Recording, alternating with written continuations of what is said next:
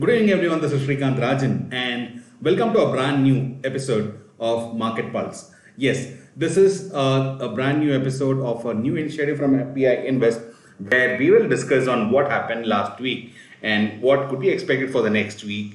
And this would give you a quick overview of what happened, in the entire period. So this would be a one-shot video where you could use if you are more of an investor than a trader, because of course the daily market podcast is something that could be more useful to the daily trader. So this brand new episode starts from today, the first Sunday of this financial year. I am sure all of you have completed your tax implications and are getting ready for your next financial year. So let us get going to discuss about the market. If you look at last week, I am sure a lot of you would be seeing some smile because the market did finally, show some bullishness on the last day of the week, that was Friday. So the entire week the market was bearish, but then of course there was some support seen, and we could see the market finally recovering close to 16,800 levels. And from there, the big rally on Friday actually boosted a lot of positivity into the market on Friday. But then, does that mean the market has actually found the bottom, or is it going further down? Is something that we need to watch. Now, coming to important events that happened last week to start off with, of course, the DIS and FIAs. DIS, of course, have been continuously buying, but FIAs have also bought for some days. So that is actually a good sign. And if you look at the banking crisis that has been kind of hitting the world hard, has also been kind of in control, come into control now. So if you look at US, the Silicon Valley Bank is now being taken over by the First Citizen Bank, and that is a positive news that side. And US markets are kind of settling down. Apart from that, we could also see the US GDP data that came in, and it has come in actually slightly lower than expectation. But at this point of time, that is kind of okay, because lower GDP could actually mean that probably the the US Federal Reserve may not go for further aggressive interest rate hikes. So with all this expectation, the US market continued to rally, and that kind of positivity was also seen in India as well. In India, we had a shortened week because of a holiday on Thursday for Ram Navami, and we had the expiry on Wednesday. And as expected, the last expiry of this financial year, the previous financial year, was really volatile. And that volatility was seen in the market, but finally, market was seen closing in the green. So apart from that, we could see Indian market also seeing some positive news coming in. The news flow started off with the GST collection data that came in yesterday, which said that last month GST collection has touched almost 1.6 lakh crores, which is the second highest GST collection ever since GST was introduced in India. Naturally, being March, end of the financial year, a lot of companies have their targets to meet, and they do some aggressive billing on this month, and that could also be the reason for this. Similarly, autos industry saw a good news coming in, as they say that auto industry had one of its best ever months in the last few years. So that was something really good. Auto deliveries were good. So these are few data that came in yesterday after the market closed. So that was actually good about this week. Apart from that, if you look at some important news that came in for India, is of course Morgan Stanley coming out and saying that India has been upgraded as a market now that the valuations of the market are more in expected levels. So they are probably expecting the markets to kind of improve from here. Similarly, if you look at one important thing, Fitch has come out with another report that says that Indian market is going to see a capex. For newbies, capex means capital expenditure of rise of almost 10 to 12%. This is at a stage when most of the global companies are kind of planning to reduce their capex.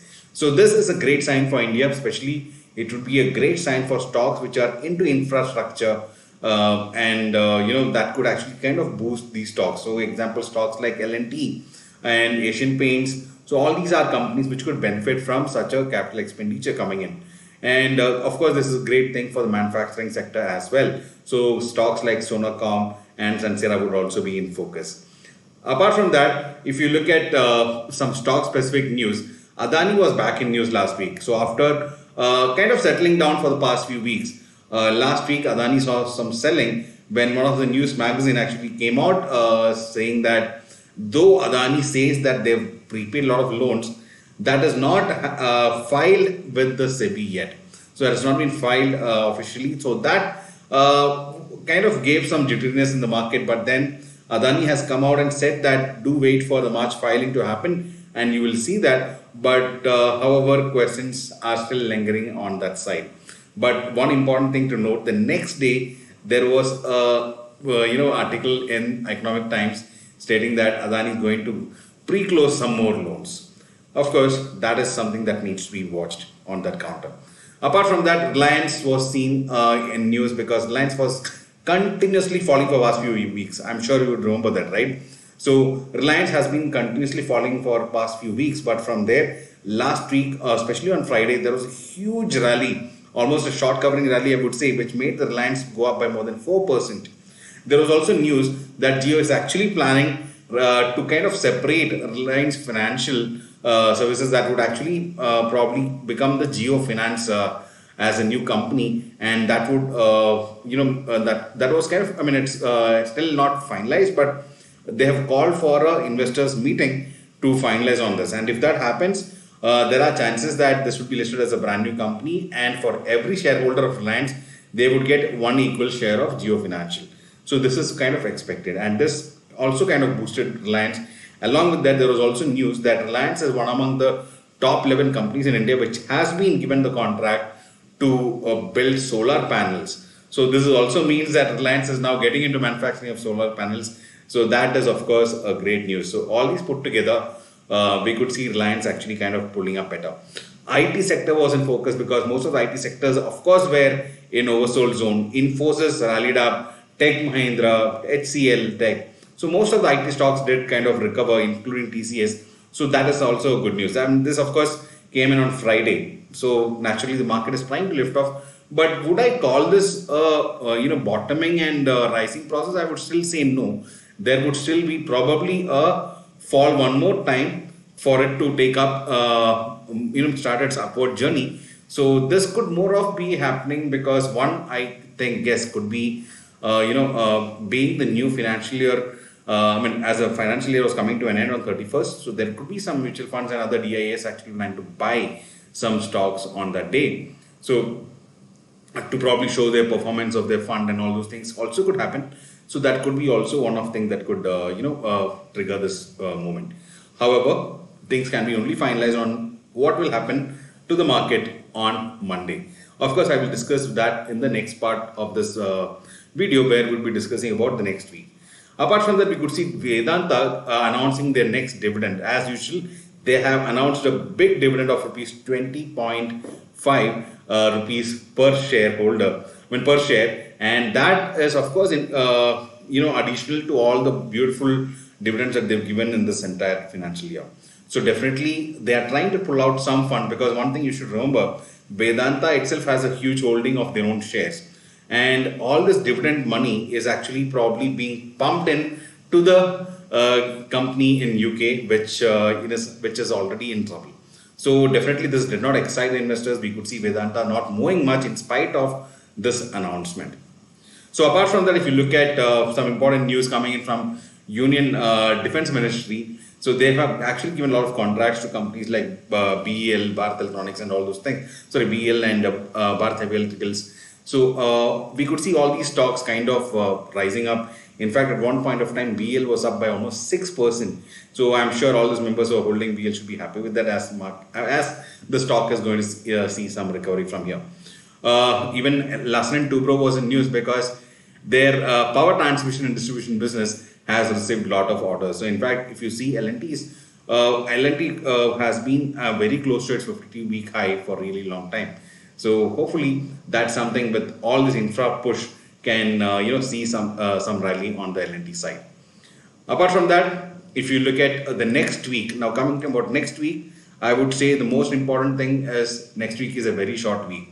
Yes, so the only trading days that we could see is Monday, Wednesday, Thursday. So just 3 days of trading next week because Tuesday and Friday is a holiday. So if you look, this is the same thing with the global also. On Friday for Good Friday, we could see the global markets closed. But if you look at Tuesday, Tuesday is more of a local holiday in India. So that such holidays is something that I don't personally like, because when Indian market is closed, the global markets are open, and next day we could see either a big gap up or a big gap down, because Indian market has to consolidate and perform as per whatever happened in the last 2 nights. So that's something which is not that great, but still fine. That's something that we have to live with. We don't have another option. So of course it's going to be a short day, short week. And apart from that, the next important news to be looking at next week is the RBI monetary policy meeting. So it is starting on 3rd of April and will go on till 6th, and the announcement will come on 6th, that is on the expiry day. So this should be the first expiry of this financial year, and first expiry for April. So that is something that could actually bring in some volatility, though I feel that it could be more of a non-event, because RBI has already raised interest so much. So probably as the market, as the inflation is also kind of reducing every month on month in India right now. This last month was also good. So that means there are chances that RBI could increase it about 0.25%. That is kind of fine. So if that is the case, market would kind of not react much. However, the comments from the RBI governor would be on close watch, because that could kind of trigger movement in the market. So that is something that needs to be watched. So probably before that, the market could consolidate. Apart from that, if you look at the important thing is the new as a new financial year starts, a lot of DIAs, mutual fund investors. So all these people would be planning their investments, and those investments can also bring in some buying in the market. And with already markets at a very good low level, there are chances that some buying interest should come and probably take the market to a higher level. However, I'm expecting some consolidation at this level, not so much rally, because of course the corporate results are yet to start. It would start only by mid of April. So till then, we could expect the market to kind of consolidate within a tight range. So with such a big rally, I'm expecting the market to kind of consolidate tomorrow in the market. Though after Indian markets closed on Friday, US markets have actually rallied up, and we could see a gap up opening. I'm kind of expecting the market to not see another rally on Monday. So that is my personal expectation, and like I always say, we can only anticipate the market and never predict the market. So that is something on the cards for now. Apart from that, if you look at the important global markets, China is on holiday for next few days. So Chinese market will not be open tomorrow morning. That means we may not have any other. SGX Nifty may not have any other guidance for now. So that means Indian market opening tomorrow can be a mystery till it actually opens. So that's something to be watched. Of course, but we are expecting a flat to slightly positive opening in the Indian market. Apart from that, we have as the new week starts, a new month starts, we have a lot of important data coming. The auto sales data, though I've told you it is good, the actual data has not come out, so we will be looking out for that. Apart from that, the PMI data and CPI data, all these things that's awaited in the next 1 or 2 weeks. So these are important things that can actually turn the market around. Apart from that, if you look at the next week, that's not the upcoming week, the next week after that, on 12th April is where we have the US CPI data coming. So before the US CPI data comes, again, the market would be kind of jittery. So with all that, this holiday shortened week could be little volatile and might stay within a tight range. So my expectation for this week is that the market might expire within a range of 17,000 on the lower level and 17,550 on the higher level. So this is two important levels that I am watching. And of course, let me tell you, I'm not a SEBI registered analyst, but I'm just sharing my views that could be for your educational purpose. So this is what I wanted to share for now. So let us see how the market moves. So until the corporate result starts, there is no other reason why the market can move big. So whatever short covering rally has happened on Friday may not further go, take the market higher is what I expect. So I am expecting 17,550 to be on the higher side. If at all 17,550 is broken, then probably the next important support resistance can be seen at 17,800 only. Similarly, on the downside, 17,000 is the important level, which I'm not expecting to be broken. But if at all broken, then 16,800 is the most important level to be watched. So if you want to be safe and if you want to trade some options, then probably 16,800 put sell and a 17800 call sell would be the safest option. But then we go slightly aggressive. So my current position, I would say, is I think on 17550 is what I'm holding on the call side. So that is something that we're expecting for this week. Let's see how the market moves and can our expectations be met. So that's it for this week. I hope all of you enjoyed the first Market Pulse episode. Do share your feedback and comments below how we could make this better and more useful to you. And I'm sure we can inculcate all your feedbacks into the upcoming episodes. So with then, of course, the timing that would be for this Market Pulse is 6 p.m. So today being the first day, we had some technical issues and we made it 6:30. But then next week onwards, it will be at 6 p.m. So that's it for now. This is Srikanth Rajan signing off. We'll catch up with more details on the morning podcast tomorrow. Goodbye. Have a great week ahead.